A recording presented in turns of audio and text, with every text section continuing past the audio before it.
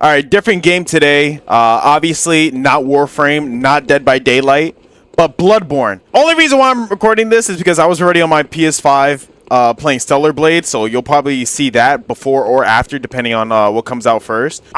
Listen, I'm stuck on a boss right now, and I'm one of those players that are way too stubborn to move on to anything else until I beat that boss. I swear to God, that's how it was with Dancer. I literally went against her at like what, level 20 or something.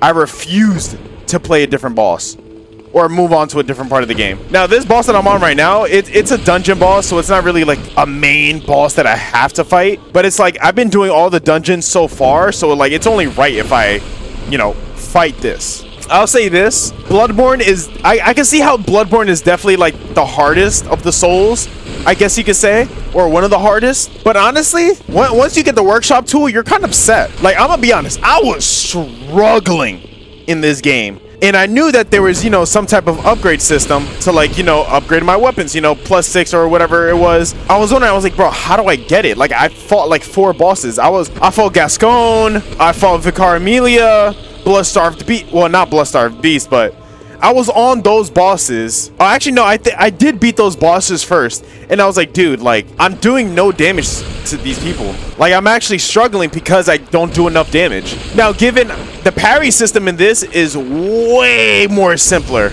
Like, I can actually parry consistently in this game. But this boss, man, this boss is humbling. It's not even humbling. It's stupid.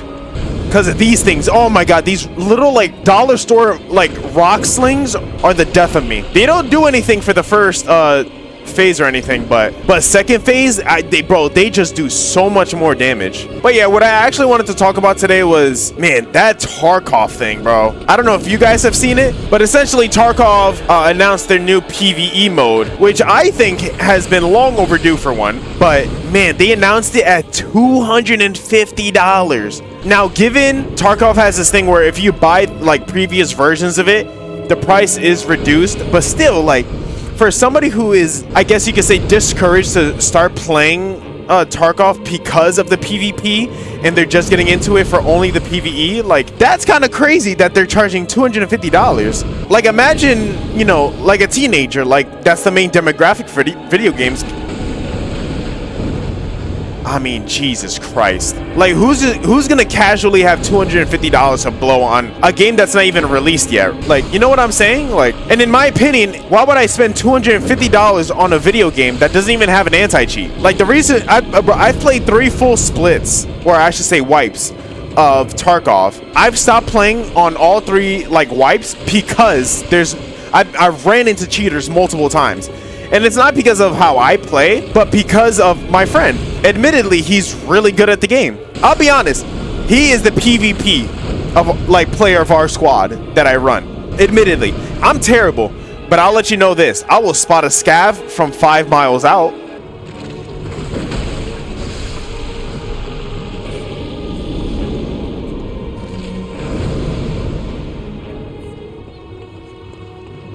Come on, jump at me. See, the first 2 phases of him aren't that crazy. Come on, bait the hit. Bait it. There we go.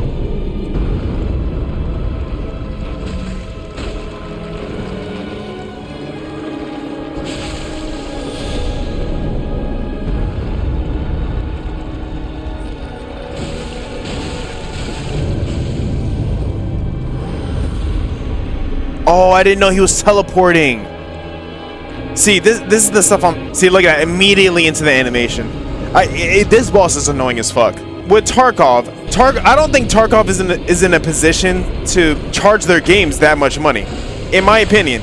Even with Baldur's Gate 3, I put a lot of hours into it. I'm on my 3rd playthrough, and I still don't think $250 is good enough to put into that game. I don't think any video game is good enough to charge that much money for it. That's insane. Even $70, I'm more decisive on like what I want to purchase. Like, of course, with live service games, I probably like have accumulated that much and probably more on like in-game purchases, but it's the fact that it's Tarkov. It's been in what, beta early access for how long? Since 2016 basically. I just don't think they should be doing that.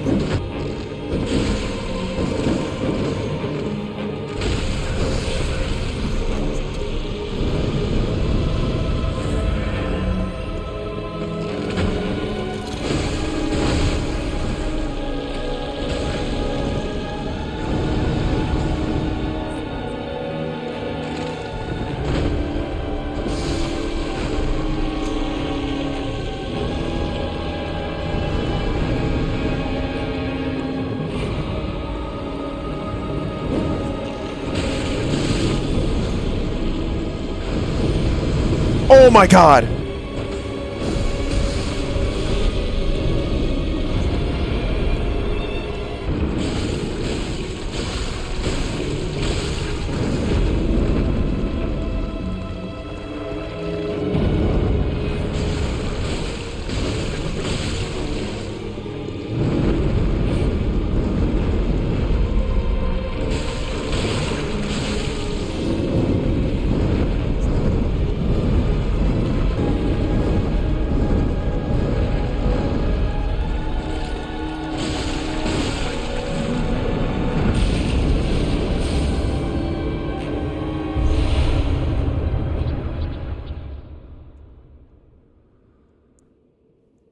Okay, for some context, I've been trying all day for the past, you know what? If I count yesterday, like 7 hours on this boss, and I just beat it this video on this try. He was so much easy. First of all, y'all saw those like dollar store rock slings. This man was spamming that stuff for like 9 abilities in a row.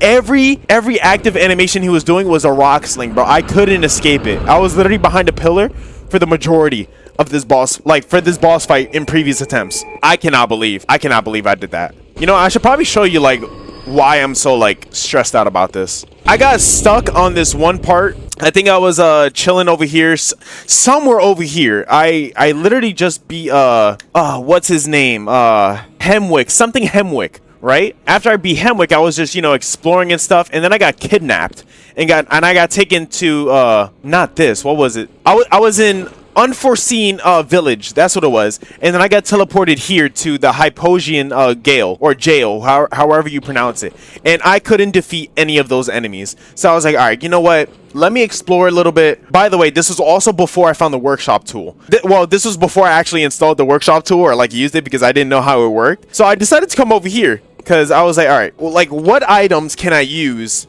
like to do anything? So I was just looking around my inventory. And then I came around here to these chalices. So I was like, okay, these got to be used for something, right? So I walk over here and I, you know, start interacting with it. I'm like, okay, something chalice. And then I found out I can use these chalices for here, for these dungeons. And basically kind of use them as like a farm.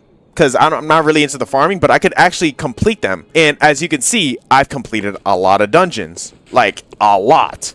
So right now I'm just on this. Oh my god, I didn't even know there's a fourth one. So right now I'm on this fourth one, just, you know, just trying to get souls and stuff like that.